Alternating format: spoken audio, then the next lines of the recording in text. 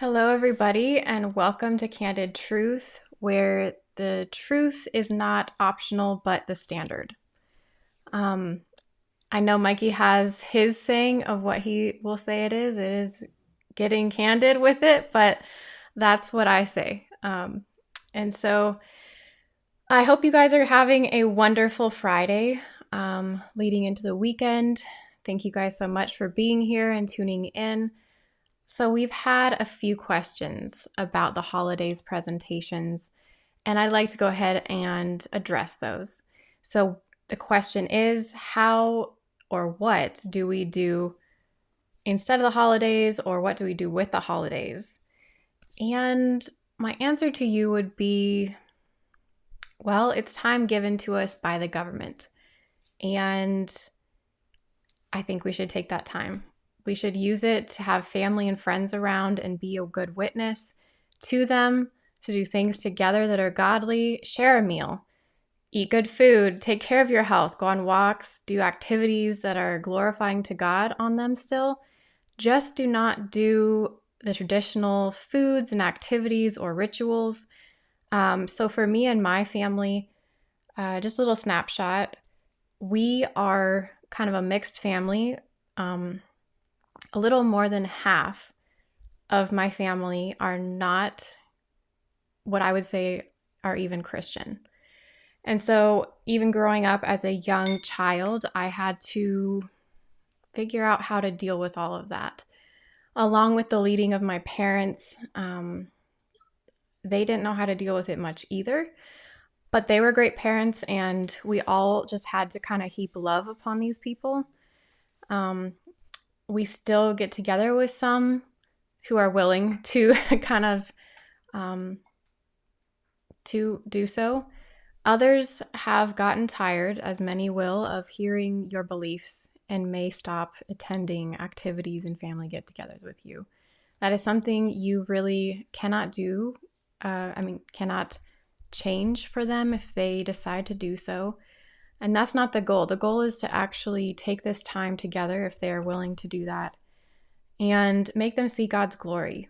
Like I said, you can go on walks. You can go, let's just say that we have Memorial Day, right? Memorial Day is technically, I'll be covering this. It's one of the pagan holidays as well. And you end up going and you book tickets. We've done this in my family. You book tickets to the botanical gardens for the entire family. It's fun. It's a good way of getting everyone to come together and have time together. You talk as you walk through the gardens. You have a wonderful time. And then you share a meal later. It's just all this stuff that you can do together. You can picnic, just bring them outside. Let's see the sunset. Let's spend time together. Do a fire together. You don't have to do, again, the s'mores or having a turkey dinner for Thanksgiving or a ham for Easter or painting eggs or any of that. I know it's hard these days because some children and families are really steeped in media and technology and their phones, and you all just take time to unplug. At least that's what we do in my family. We actually get the puzzles out. Remember the pieces that are cardboard that you put together? We do puzzles. We do watch some good movies together. Mostly they're Bible movies and stories like Paul's. I guess we watched, the last time we watched was Paul's redemption story, from Saul to Paul. And although my family members were there that were not quite Christian, they handled it quite well. There are other movies that are better, I'm sure, to watch with non-believing family members that have a Christian theme and have good morals. I just don't always have them right off the top of my head to give to you guys and tell you about them. But there are many options. There's, painting. I've done that. We actually do a lot of what God gave us around us to spend time with the animals, rocking. I don't know if you guys like rocking chairs or porch sitting. I'm bringing that back.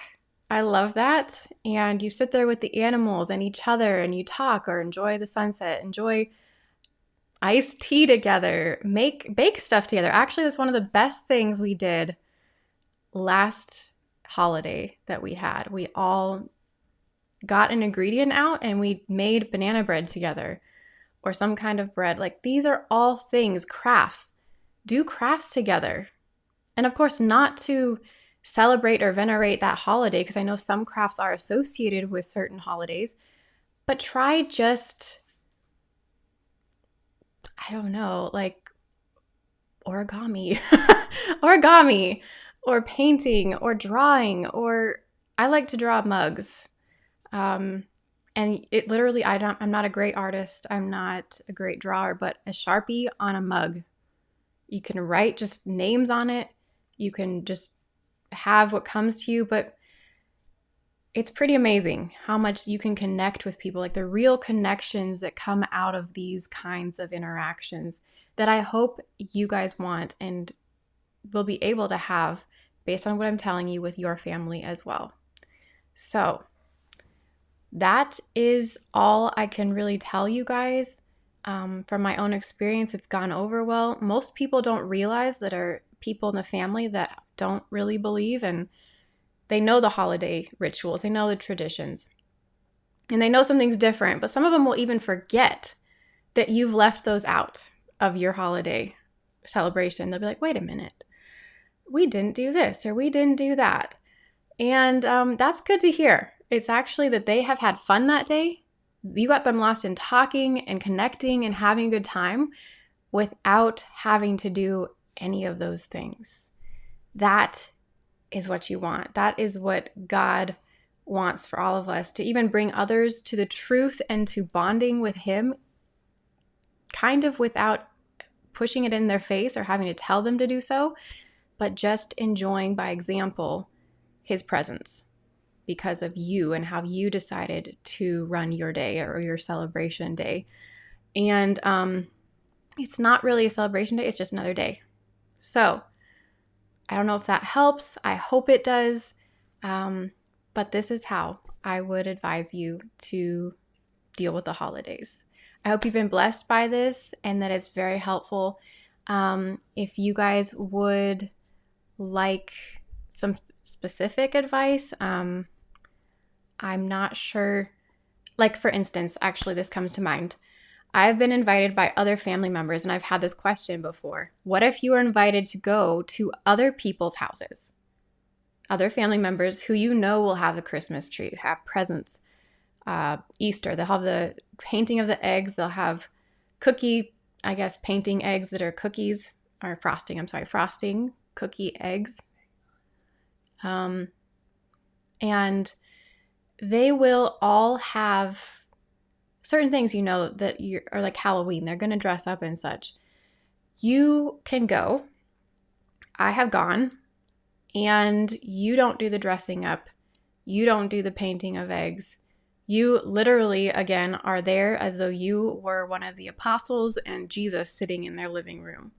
You are you, and you have a nice attitude, and you invest in them. You care about them. You ask them how they are doing and be interested in their latest activities, their work, all these things. And while you are there, usually, I will be honest, usually you can try to separate your time that you have to be there into a very planned hour to 2 hours. Maybe it's even less than that. Maybe you have a pretty crazy or traumatic family environment. That's okay. So I do that. I actually planned we'll be there for an hour. It's fine. And you do. Your family and you sit there and you do this. And if they have all of a sudden an opportunity presents itself where you can bring up puzzles or games or things that are more glorifying to God or benign, neutral, or even have morals, you decide to put in your vote for that, basically. If they go, hey, we can watch this, and this, go for the best one, and then you can all put your vote in. Sometimes they don't choose what you wanted, but that's another situation sometimes where you decide to be with the group that's around the table, talking around the food while the movie's going on. You can always pull yourself out of that environment. Literally, if you have to leave with your family, like if they're watching a terrible movie and your kids and yourself are going to be quite traumatized by it. And that's okay. Sometimes you need to do that. You don't need to make a big scene sometimes, but I think we need to go now. Just be very polite, and you really just want them to have a good time with you and see that you can be normal, you can be happy, but you are about higher things in life. You are elevating others and you're trying to be loving, and it speaks volumes. It's the higher calling that Jesus would talk about, making people feel seen, heard, and loved, despite the fact that they do things and say things and live differently than you would want them to. And that is how, I don't know how else to advise you, but that is what I've had to do in my family. And it's amazing how many weeks to months to years later, they will say something like, hey, you are a Christian, right? Why do you believe that? What is your stance on this? Or why didn't you decorate those eggs on that Easter when you came? Is it because, it depends. They can be quite blunt. Just, is it because you guys are kind of weird? And that's okay. Let them describe and say things the way they're going to. You can't control other people's language, their behavior, but you can control you and your way of being. And so let's all reflect Jesus and his, I like to say, like I said, the apostles, like if you were in their inside ring of being present there with these people and in these environments, what you would do, what kind of environment you would create. You are, as David Asscherick says, you are not the thermostat that just reads the temperature. You are the thermometer itself. You need to set the temperature. I think I have that right. I might not, but you know what I mean, that you need to set the temperature of what is going on, not just reflect what is going on. So, again, I hope that all helps. And enjoy, I know it sounds funny, but enjoy the holidays with your family then. Just make it, again, a godly thing. So that is the full discussion on that. There will be other parts to the holiday series, of course. There will be a part 2 and a part 3 for the other 2 quarters of the year. The first one came out already. If you're tuning in for the first time, please go watch that. And thank you for others that are here joining. I hope that you guys have also seen part 1 of the holiday deep dive, and that you actually have seen some other preliminary videos, such as Who is the Rain Man, and the other videos on androgyny and such will give you foundational understandings of where some of these pagan holidays also contribute and originate, so that you can have that knowledge of whether or not, as a Christian, we should really be participating and keeping the holidays. So we have also shirts on our website that you can go ahead and purchase to support us. We would love that, and we appreciate all the support that has been given to us thus far. We couldn't do it without you guys.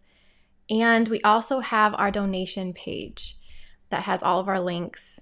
Please go ahead and support us there if you can, if you want to. Thank you so much. We love you guys, and I'll be signing off now. Happy Friday.